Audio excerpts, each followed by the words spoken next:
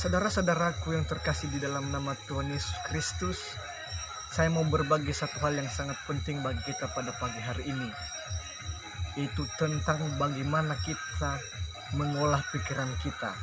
Saya berikan topik bagi kita yaitu sehatkan pikiran.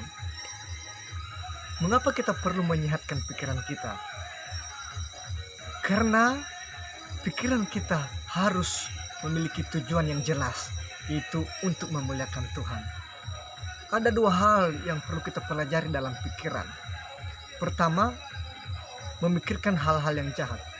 Kalau pikiran kita memikirkan hal-hal yang jahat, maka percayalah, apapun yang kita lakukan pasti hal-hal yang jahat. Kedua, memikirkan hal-hal yang baik.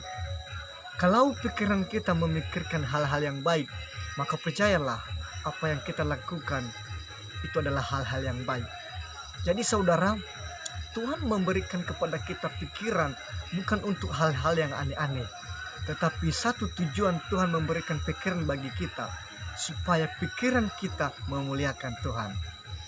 Jadi kalau saat ini saudara-saudaraku yang terkasih di dalam nama Tuhan Yesus sedang memikirkan hal-hal yang jahat atau hal-hal yang buruk, maka engkau harus tinggalkan pikiran itu, karena pikiran itu adalah pikiran yang tidak baik.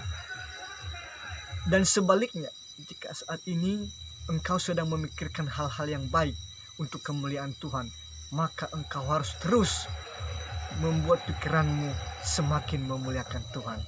Biarlah kiranya pikiran kita selalu untuk memuliakan Tuhan, karena apa yang kita pikirkan menentukan apa yang kita lakukan.